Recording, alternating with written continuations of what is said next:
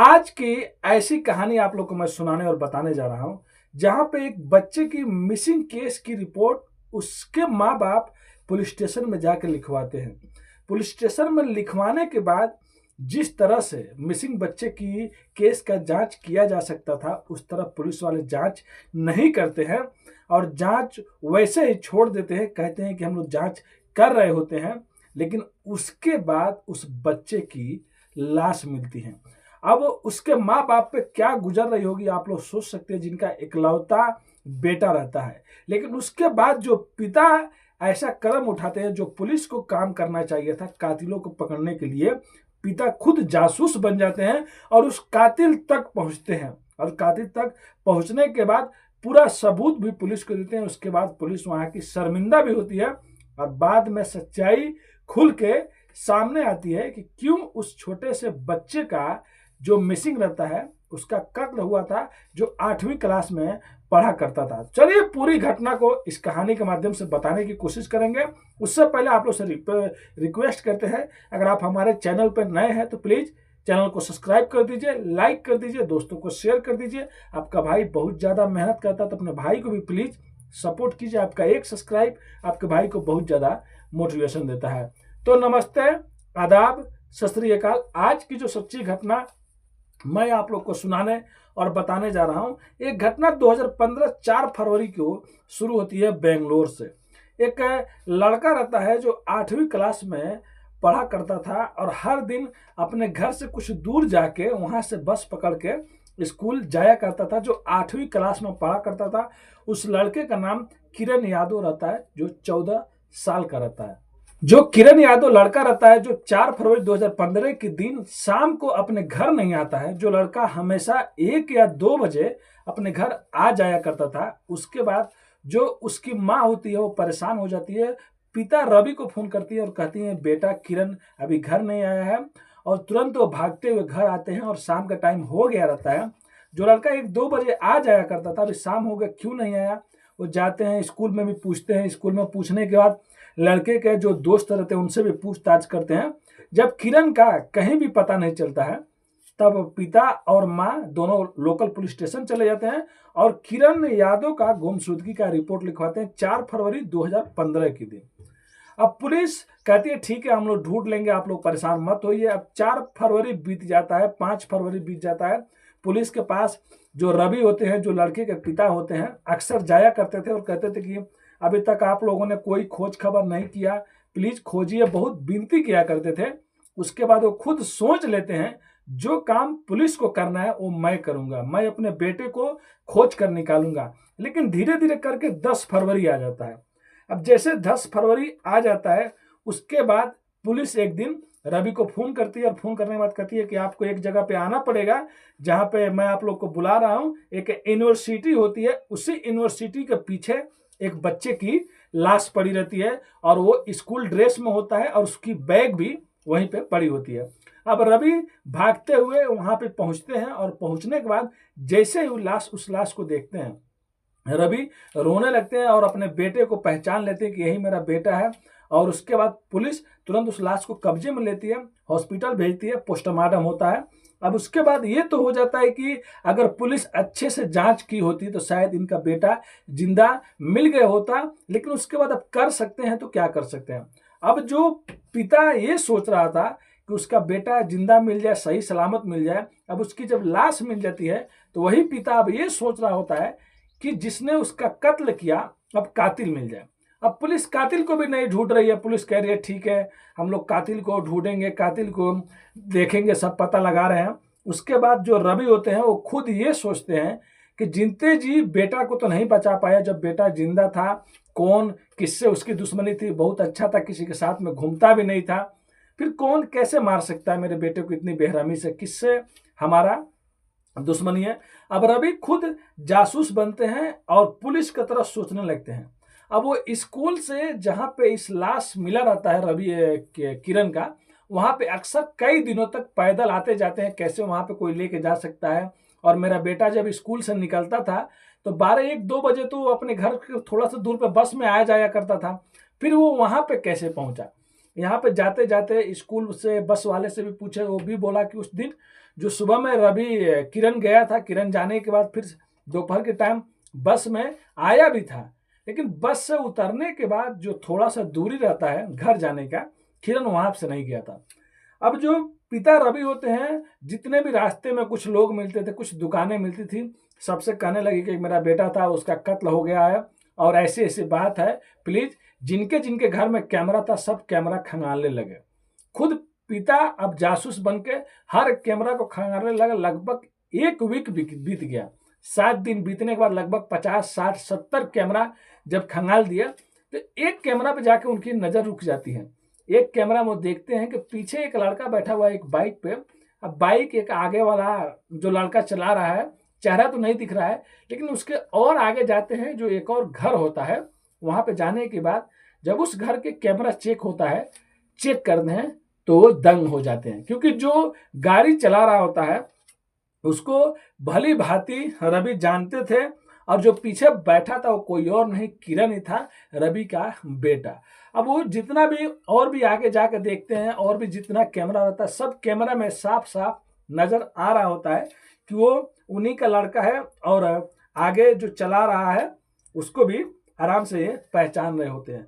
अब पूरा जितना सीसीटीवी कैमरा रहता है सब कैमरा को फोटो निकालते हैं और निकालने के बाद पुलिस के पास जाते हैं और पुलिस के पास जाने के बाद कहते हैं देखिए, लास्ट दिन जब मेरा बेटा गायब हुआ, जिस दिन मेरा बेटा घर नहीं आया, उस दिन इसी के साथ में था और पूरा बाइक पे सबूत के साथ में वीडियो में भी सब चीज दिख रहा है। अब पुलिस बहुत शर्मिंदा होती है। पुलिस शर्मिंदा होने के बाद तुरंत वहां से उस फोटो को देखती है और उस लड़के के घर पहुंचती है।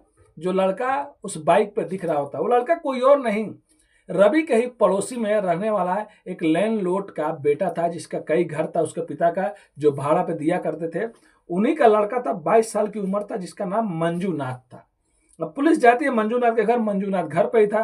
पुलिस उसको उठाती है और उठाने के बाद लेके पुलिस थाना आती है और उससे पूछताछ करने लगती है कि ये बताओ तुम उस दिन कहाँ पे थे और किरण तुम्हारे साथ में था कि नहीं था, तुमने किरण का मर्डर कर दिया है। पहले तो वो इधर उधर की बातें घुमाता है, पुलिस को चकमा देता है, लेकिन जब पुलिस अपने तरीके से पूछताछ करती है तो मंजूनाथ टूट जाता है और मंजूनाथ साफ साफ कबूल करता है कि उसी ने किरण का हत्या किया है। अब उसके बाद इधर पोस्टमार्टम रिपोर्ट में भी ये आया रहता है कि जो किरण रहता है उसको किसी मतलब बहुत तेज चीज से काटा गया है, उसका गला काटा गया था, लेकिन ये क्लियर नहीं हो रहा था किस चीज से मतलब काटा गया है। इधर जो कैमरा रहता है, जिस सीसीटीवी कैमरा में मंजूनाथ कैद हुआ था, उसमें एक जगह सीसीटीवी कैमरा में कैद हुआ था जहां पे कुछ दुकान पे जाके खरीद के लाता है। उस टाइम किरण भी उसके साथ में रहता है। अब पुलिस उस दुकान पे जाती है। दुकान पे जाने के बाद जब उस दुकान वाले से पूछती है उस दिन के बारे में और उसका फोटो दिखाती है, तब वो दुकान वाला कहता है कि उस दिन वो आया था, लगभग 4-5 ब्लेड खरीदा था, जो शेविंग ब्लेड होता है, और वो लेके गया था। और पोस्टमार्टम में रिपोर्ट में भी आया था कि कुछ बहुत सी मतलब वैसी चीज से काटा गया था गला। अब उसके बाद पुलिस उसका मेडिकल के लिए भेजती है। जब मेडिकल होता है तो उसके हाथ पे कई जगह कटे पीटे के निशान आते हैं और जहाँ पे लाश मिला रहता है वहाँ पे झाड़ियाँ रहता है, तो झाड़ियों से भी कई जगह उसके बदन पे भी स्क्रैच आए रहते हैं।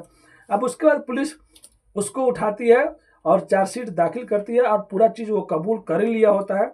उसके बाद ये कोर्ट में केस जाता है और ट्रायल चालू हो जाता है। जब कोर्ट में मंजूनाथ को पेश किया जाता है और उसके बाद जो जज साहब होते हैं उनको पूरा सीसीटीवी कैमरा का जो फुटेज रहता है वो सब दिखाया जाता है। जो 20-25 गवाह होते हैं जिनके कैमरे में सब चीज़ आया होता है, जो लोग देखे रहते हैं, सब कोर्ट में जाने के बाद सब कोई बदल जाता है और उसके घर वाले जो होते हैं लड़के के, वो उल्टा आरोप लगाने लगते हैं कि उनके बेटे को झूठ मूठा केस में फंसाया जा रहा है। लेकिन जो मेडिकल हुआ था उस लड़के का, मंजूनाथ का, तो मेडिकल में साफ साफ आया था कि जिस ब्लेड से ये उस लड़के का, किरण का मर्डर किया था, उस ब्लेड से मर्डर करने के टाइम में इसके भी हाथों में चोट आया था। जिन झाड़ियों में ला के लाश को फेंका था उन झाड़ियों की वजह से इसके बदन पे, केहूनी पे कई जगह खरोच के निशान आए थे। ये जो सबूत रहता है इसको मद्देनजर रखते हुए मंजूनाथ को जो कोर्ट होता है और सीसीटीवी जो फुटेज रहता है सब देखने के बाद जब 18 दिसंबर 2017 को एडिशनल कोर्ट जो होता है वो फैसला सुनाता है और कहता है कि मंजूनाथ की जो जुर्म किया है वो छोटी मोटी जुर्म नहीं है। एक छोटे बच्चे का जो इसके साथ में क्रिकेट खेला करता था उसका मर्डर किया, और बहुत ही बेरहमी से मर्डर करने के बाद इसको ला के झाड़ियों में फेंक दिया, और किसी को कुछ भी कभी कोई पता ही नहीं चला। इसके लिए इसको उम्र कैद की सज़ा दे दिया जाता है। मतलब जो गवाह रहते हैं उनके बदलने के बाद भी जो सबूत रहते हैं, जो मेडिकल के सबूत रहते हैं, जो सीसीटीवी फुटेज रहते हैं, इनके मद्देनजर रखते हुए 2017 में मंजूनाथ को उम्र कैद की सज़ा दे दिया जाता है, जो एडिशनल कोर्ट होता है। अब इसके बाद भी समझ सकते हैं आगे भी अगर उसके घर वाले हाई कोर्ट में जाएंगे तो वहाँ से भी पक्का है कुछ ना कुछ वो लोग अपील करेंगे कि उनका बेटा जल्दी छूट जाए। लेकिन जो डिस्ट्रिक्ट कोर्ट, जो लोअर कोर्ट होता है, वो ये फैसला सुना देता है। अब उसके बाद जब ये घर पे उसके माँ बाप सब चले आते हैं, बाद में पता चलता है कि जो किरण के माता पिता है उनको भी धमकाया जा रहा है। जब इसको सज़ा हो जाता है फिर वो लोग वहाँ से ये जगह छोड़ के दूसरे इलाके में जाके रहने लगते हैं। लेकिन मोटिव जो रहता है कि आखिर इसने क्यों किरण यादव को मारा, तो बाद में एक कहानी और सामने आती है। जो ये मंजूनाथ था, इसके पापा लैंडलॉर्ड थे, मतलब ज़्यादा इसके घर थे जो भाड़े पे किराए पे चला करते थे। एक बार ऐसा होता है कि सामने वाला घर में जब उसका पति चला जाता था तो मंजूनाथ अक्सर उसके घर में जाया करता था उसके पति की बिना मौजूदगी में। उसके बाद जो किरण की माँ होती है वो जाके मंजूनाथ की माँ से कहती है कि आपका बेटा देखिए उस घर में जाता है और आप लोग उसको समझाइए, नहीं तो फिर बाद में समझ लीजिए बहुत बेइज्जती होगी। उसके बाद मंजूनाथ की माँ मंजूनाथ से कहती है कि तुम ये सब क्या कर रहे हो। वो कहता है कि किसने कहा, मैं तो कहीं जाता नहीं हूँ, मुझे बदनाम करने की कोशिश किया जा रहा है। तो बताती है कि किरण की माँ ऐसी ऐसी बोल रही थी। फिर बाद में बात टल जाता है। फिर कुछ दिनों के बाद फिर दोबारा वो जा रहा होता है। उसके बाद किरण की माँ फिर से जाकर उसकी माँ से कहती हैं, फिर बाद में वो फिर से कहती है अपने बेटे से। तब वो जो मंजूनाथ रहता है वो सोच लेता है क्यों नहीं इसके बेटे को मार देंगे। अगर इसके बेटे को मार देंगे फिर दोबारा कभी किसी का शिकायत नहीं करेगी, कभी किसी तीसरे में अड़ंगा नहीं लगाएगी। उसके बाद वो प्लान बनाने लगता है। और एक दिन जब किरण स्कूल से बस से आके जैसे उतरता है उसके बाद अपना बाइक लेके जाता है और कुछ बातें करता है, उसको अपने बाइक पर बैठा लेता है और कई घंटों तक घुमाता है। उसके बाद बुलेट लेता है और जो यूनिवर्सिटी होता है उसके पीछे ले जाकर इसका मर्डर कर देता है।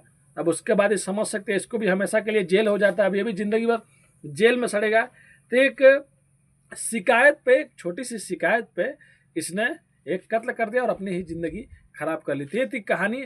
आज की कहानी सुनाने का उद्देश्य दोस्तों किसी का भी दिल दुखाना नहीं है, बस आप लोग को जागरूक और सचेत करना। अपनी कहानियों के माध्यम से कहीं भी रहे तो सेफ रहे, स्वस्थ रहे।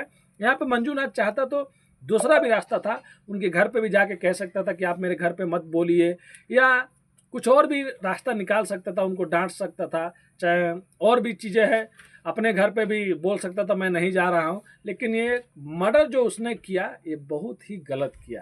एक मासूम बच्चे के मर्डर कर दिया जो 8वीं क्लास में पढ़ा करता था, जो उसको भैया बोला करता था, और उसके बाद खुद अपनी ज़िंदगी खराब कर लेता है। तो आपको कहानी सुनाने का उद्देश्य किसी का दिल दुखाना नहीं है दोस्तों, बस आप लोग को जागरूक करना है। प्लीज़ अगर आप हमारे चैनल पर नए हैं तो चैनल को सब्सक्राइब कीजिए, लाइक कीजिए, दोस्तों को शेयर कीजिए। मिलते हैं नेक्स्ट वीडियो में फिर से कुछ सच्ची कहानियों के साथ। अभी के लिए अलविदा लेते हैं आप लोगों से। धन्यवाद।